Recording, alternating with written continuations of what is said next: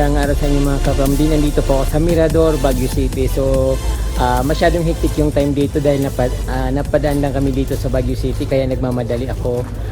Siyempre, hindi ko sasayangin ang oras ko habang nandito ako ay kukuha na ako ng video para maipakita ko sa inyo kung saan ako pupunta. So, napakaganda ng place dito kapamdi. At siyempre, dahil Baguio City ito, sobrang lamig at napakaganda ng views. Ayun ang ipapakita ko sa inyo yung views dito na very amazing at nakakatawag pansin sa mga visitors. Kaya dito ang dami-daming taong pupunta. So tara kapamdi at tingnan natin kung ano mga makikita dito sa taas ng Mirador Views. Medyo umuulan at napakalamig nung ulan dito. Yung tulo ng mga patak ng ulan medyo malamig kasi nandito kami sa pinakamataas na part ng Baguio City. Eduardo Eco Trail. Laudato. Baka mo muna ito. Kuha na pa yun. Oo nga, lumaka. Ito po. Ano ka pa doon? O meron ka. Dito sa baba, napakaraming ano dito. Bromeliads, yung inayos nila yung pagkagawa ng bromeliads. Then may mga native na upuan. At napakaganda rin ang pagkagawa niya. Malaki talagang kagandahan mga kapamdi kapag mayroon mga stones. Katulad nito kahit hindi white stones, napakagandang tingnan pa rin. At syempre may malinis, walang putik na maapakan. Napakaganda ng pagkagawa.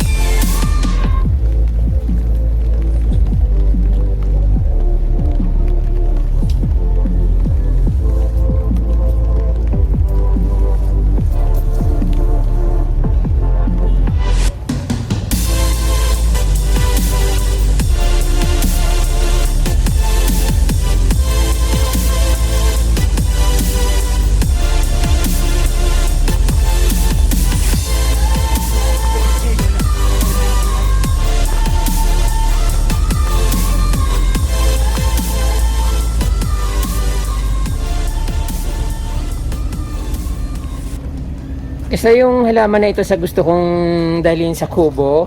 So that time, pumunta na kami dito ng Baguio 2 years ago. Mayroon akong dala nito pa uwi. Kaya lang sa Manila ko itinanim.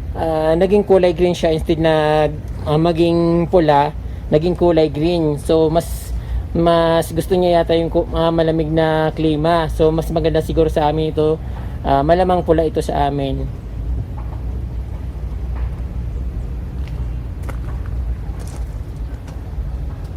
Mga philodendron.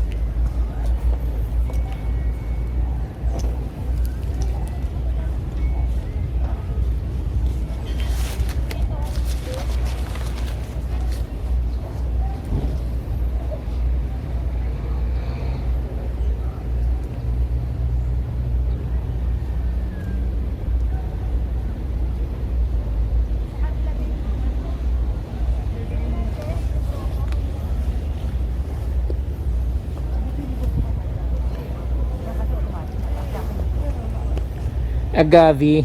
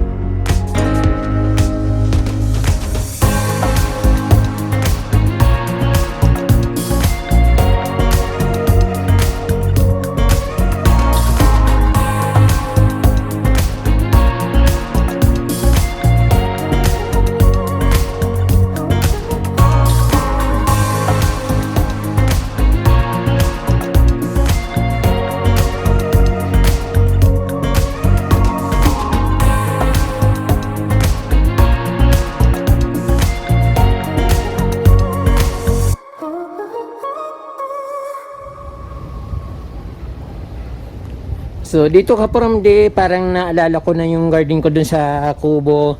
Kasi yung bato dito ay kulay medyo white siya. But yun, white din yung bato dito Kaporamde. Tapos naging natuyo pa siya kaya maganda yung tingnan. At syempre gusto ko talagang white rock garden kasi malinis tingnan at walang mga putik-putik.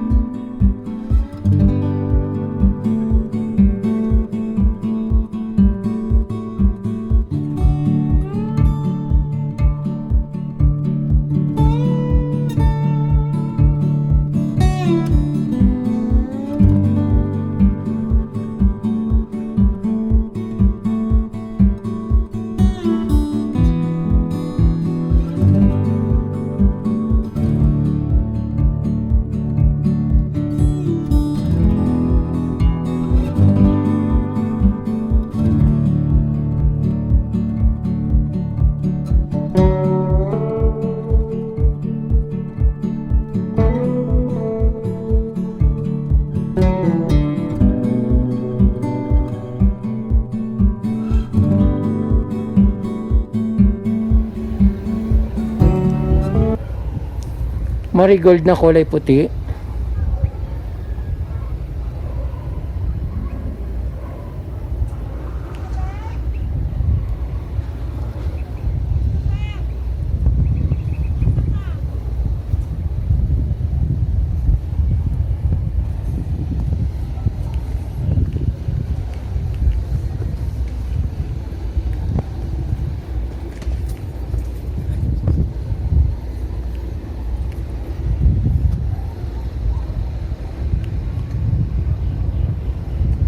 Private na sa taas.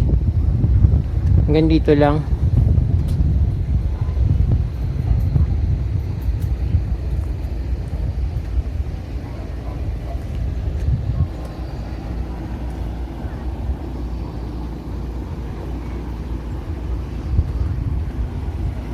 Mahirap din gawin to, no? Paglalagay lang, pag-ayos lang ng mga ano nito, di ba? Kailangan semento ka din, no? Ganda gulo, yun. Pinaano namin yun.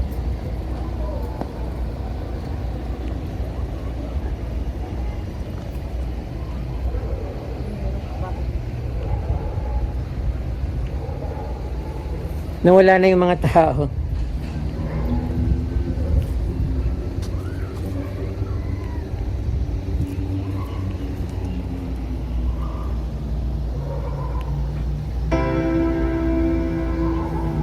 Dark Lord na philodendron. Magaganda yung mga philodendron dito kasi yung sa amin yung ganitong philodendron parang pahaba yung dahon. Dito medyo pabilog siya. Then yung malaking I think philodendron din siya eh.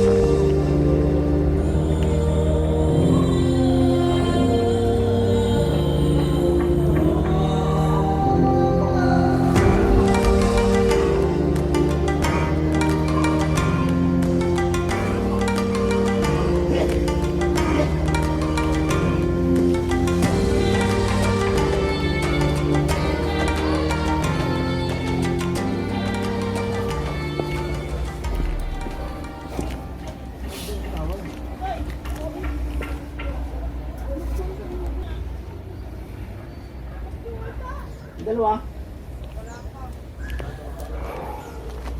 Baka maligaw, dalawa yan.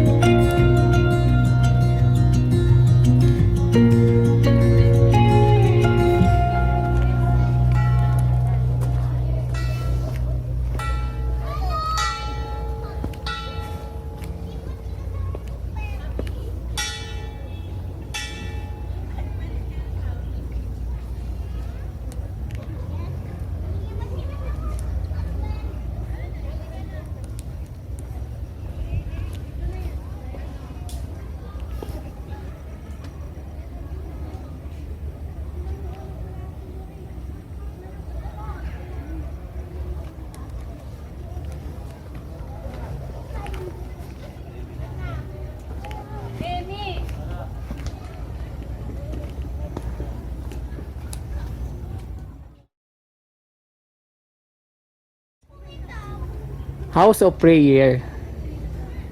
So, pwede nang tirahan kahit ganito lang. Solve na yung life ko. Ganito lang yung tirahan ko. Meron siyang table sa taas.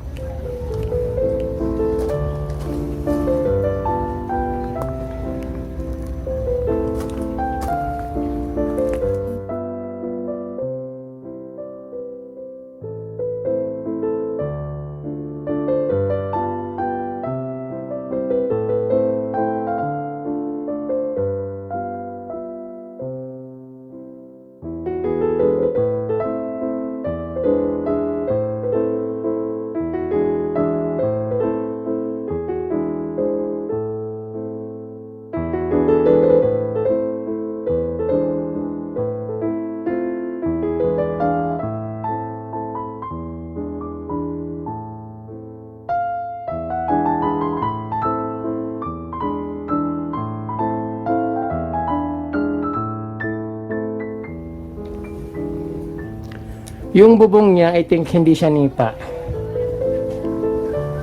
Ang ganda ng pagkagawa niya eh. Pwede rin siyang nipa.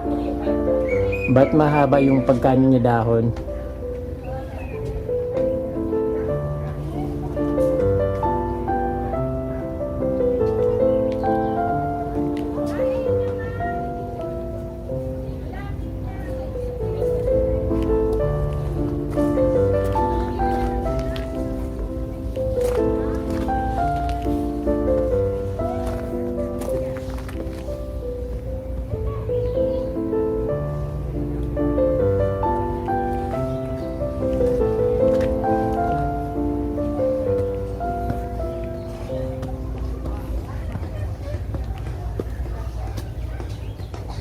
Na-enjoy ko yung paglilibot dito sa Mirador, so hindi ko masyadong napofocus kung ano yung dapat i-focus kasi sobrang napakaganda ng mga views. Hindi ko alam kung saan ako tututok, hindi ko alam kung anong kukunin ko kasi overlooking siya din nasa taas din yung mga rock stones na favorite ko ng mga puting rock stones. So nandito nakikita ko ang lalaki at napakaganda ng mga views, kitang-kita yung kabuuan ng Baguio City.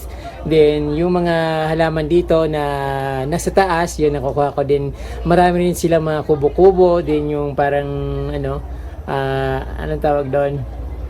Parang Station of the Cross. I think Station of the Cross itong ano na to, yung Mirador. Yun ang design. At napakaganda ka-from at sobrang lamig.